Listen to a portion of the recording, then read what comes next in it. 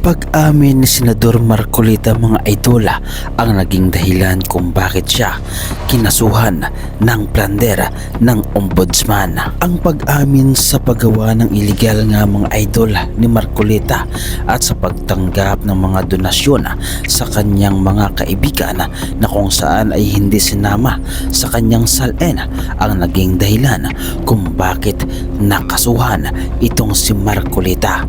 Ayon mismo nga mga idol sa bibig ni Marcolita, siya ay nakatanggap ng malaking halagang pera upang makatulong di umano sa kanyang campaign. Ang pag-amin na ito nga mga idol ang isa sa pinakamatibay ng ebidensya laban kay Marcolita at hindi niya ito maitatanggi dahil sa bibig niya mismo nanggaling at kitang-kita naman nga mga idol sa video kung paano niya ito ipinagmalaki. Buong pusong ipinagmalaki nga mga idol ni Marcolita kung paano siya binigyan ng kanyang mga kaibigan o kakilalang politiko rin upang sa ganun nga mga idol ay siguradong manalo si Marcolita sa pagtakbo bilang senadora.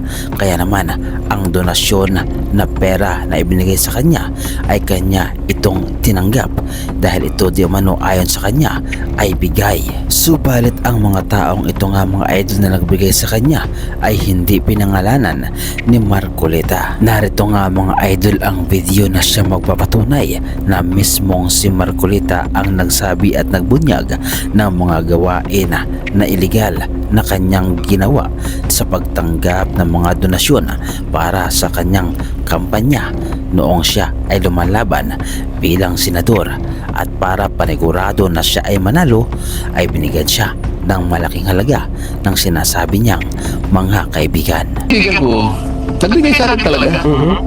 Talagang pakiusap lang nila. Isa lang, tanggapin mo ang tulong namin sa'yo. Okay. Congressman ako nun eh. Kami po ay naniniwala na karapat dapat kang makarating sa Senado. Tanggapin mo ang lalagto. Marami sila. Isa lang ang kanilang pakiusap sa akin. Eh sana mo muna kaming i-disclose ang identity. Ngayon, kapag ka naglagay ako ng figure sa contribution, mapipilitan akong mag-disclose ng pangalan nila. Alam mo kung bakit? Merong kaakibat na kung tawagin ay deed of acceptance of donation. Paano yun ka? Pwede contribution ito eh. Hindi, sabi niya, binigay ko nga sa'yo contribution pero utang na loob mo sa akin. Ituloy mo na lang na utang, sabi niya. Loan. Hindi, utang lang. Basta utang na hindi nabayaran. Utang na loob eh. Ngayon, dahil sa hindi ko pwedeng isiwalat ang kanilang identity, kaya sinabi ko zero yung contribution. Na mapipilitan ako ngayon na gawing zero yun. Dahil kapag hindi ko nilagay, kapag nilagyan ko ng amount yun, mapipilitan isa-isa kayong i-disclose ko ng inyong identity. Ngayon, hindi naman po pwedeng hindi ko gastahin ibinigay mo sa akin. Kasi iba magkakakilala kayo. Halimbawa, ang nilagay kong gastos ko ron, 5 million, sabi ko. Nakukwenta nila eh. Ba, tinago ni Comandante. Tingnan mo nga naman ang buhay. Nanalo na kumita pa. Ayaw ko naman yun kasi pinagtiwala na sa akin. Kailangan gastahin ko yun. Kailangan talagang expense. Hindi pwedeng hindi ko gastahin sapagkat binigay nila sa akin. Sapagkat gusto nila manalo ako. Nitiwala sila sa akin. Pinagtiwalaan nila ako. Meron mong batas, Nelson. Na magsasabi, pipilitin ko silang i-disclose. Bigyan mo ako ng batas. Di ba ganap sila? Mga kaibigan ko, nagbigay sa akin talaga. Akala siguro mga idol ni Marcolita ay basta-basta lamang ang kanyang pag-amin dahil dito nga mga idol ay nakitaan siya ng mga illegal na gawain na kung saan nga mga idol ayon sa saligang batas ang kanyang pagtanggap ng donasyon sa mga politiko na nasa pwesto ay ipinagbabawal dahil dito nga mga idol ay hindi natin malaman kung saan ang galing ang pera na ibinundo para kay Marcolita. Under law, Republic Act 7018 ay sinabatas pa noong 1991. Wala pa si Senator Rodante Marcoleta. So meaning hindi ito pamumulitika. And law, Republic Act 3019 Noong 1969 pa po ito na isa batas. Ang mga batas na ito ay sinabatas na bago pa man tumakbo si Senator Rodante Marcoleta. Ito po ay detalyado at mismo ang investigahan ng Office of the Ombudsman laban sa senador. Ngayon, ang dapat ninyong tanungin ay hindi yung gobyerno. Ang dapat ninyong tanungin ay si Marcoleta kung bakit niya nilabag yung rules sa pagtakbo niya sa pagkasenador noong 2025. Kala ko ba magaling na lawyer si Marcoleta? Abogado siya at alam niya ang mga rules sa ating pamahalaan, lalong-lalo na sa rules ng COMELEC sa pagtakbo. Bakit hindi niya isinama ang 75 million sa kanyang salin na tinanggap niya sa 3 tao noong kampanya sa 2025 senatorial elections? Ano po ang pinakamalalim na dahilan bakit hindi niya sinama doon? So yun po ay very questionable na dapat tanungin ng Iglesia ni Cristo sa senador na si Marcoleta. Ayun, pwede nyo na sabihin si Marcoleta na ignorance of the law is not exception. Ito ang napapala mga idol ng masyadong matabil, masyadong nagbida-bida, masyadong nagpipiling magaling. Akala siguro mga idol ni Marcoleta ay bulag ang sambayan ng Pilipino at kayang-kaya nilang utuin ang mga ordinaryong Pilipino katulad natin. Akala siguro ng mga Iglesia ni Cristo at ni Marcoleta ay lahat ng tao ay matutulad sa mga DDS supporters na kung saan ay walang ibang pininiwalaan kundi ang mga fake news na inilalabas ng mga DDS vlogger at ng mga DDS. At ang isang pinakamalaking katanungan mga idola noong panahon ni Duterte ay nabunyag na ang mga ghost project, flood control project na kung saan nga mga idol ay kumalat na ito noong panahon ni dating Pangulong Duterte at sa harap mismo sinabi at ibinunyag ito ni Andaya sa harap mismo ni Marcoleta. Subalit ang lahat ng ibinunyag nga mga idol ni Andaya Jr. ay binaliwala lamang ni Marcoleta. Ito ay dahil kaalyado niya si dating Pangulong Duterte.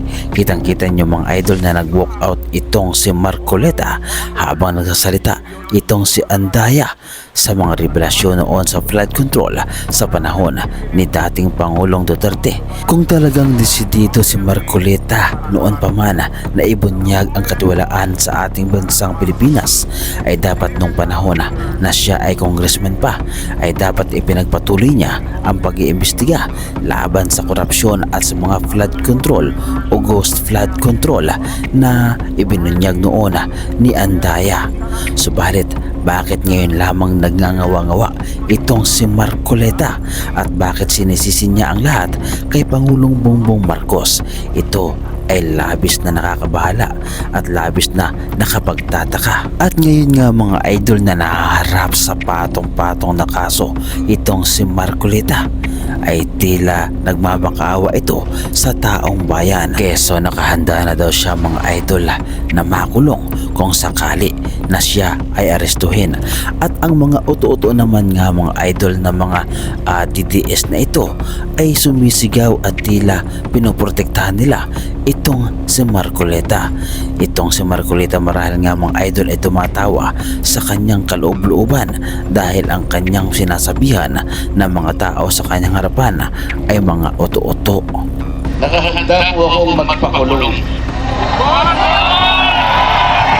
Kung kinakailangan maaresto po ako, wala akong problema.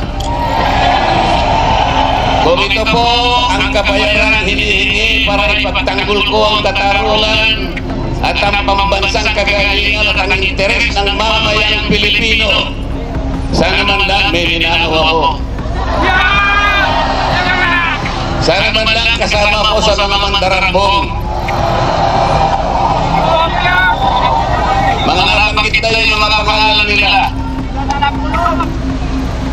Ang isa si Martin Romualdez, ang pinagdalaan ng malalantang pera. Minsan talaga mga idol kapag ang isang tao ay magaling lamang magsalita, magaling magbintang, magaling gumawa ng fake news, magaling mag-uto-uto ng mga tao, ay talagang ang karma ay babalik sa kanila. Kilala natin nga mga idol si Marcoleta na isa sa pinakamagaling na kritiko ng ating gobyerno, ng ating pamahalaan. Dahil kilala natin nga mga idol si Marcoleta na isa sa mga todo supporters ng mga DDS, na kung saan isa siya sa humaharang sa impeachment laban kay Sara Duterte. At ganoon din nga mga idol, siya ay tumututol sa pagka-aresto ni dating Pangulong Duterte. Ang lahat ng kanyang kakampi ay kanyang puniprotektahan, subalit kahit na ang kanyang mga kakampi ay sangkot na rin nga mga idol sa mga katiwalaan, ay todo rin sila sa pagkampi sa mga ito. Ano ang masabi ninyo mga idol kay Marcoleta? Sang-ayon ba kayo na siya ay arestuhin at makulong dahil sa kasong plunder at iba pa? Kayo ba ay natutuwa dahil umuusad ang totoong batas sa ating bansang Pilipinas? Hindi man pabor para sa mga DDS ang nangyayari, subalit alam natin na ang ginagawa ng ating Pangulong Bongbong Marcos ay para sa ikauunlad ng ating bansang Pilipinas. Talagang masama lamang ang tingin ng ating mga kababayan sa ating Pangulong Bongbong Marcos dahil ang mga DDS ay magaling magpakalat ng mga fake news na kung saan ang ilan sa ating mga kapwa Pilipino ay kanilang nalilinlang, kanilang napapaniwala. Subalit naniniwala tayo mga idol na kailanman ay hindi matatalo ng kasamaan ang kabutihan. Ano ang masabi ninyo mga idol sa reaction video na ito? At ano ang inyong opinyon patungkol dito? Ibahagi nyo naman mga idol ang inyong reaksyon at opinyon sa ating comment section.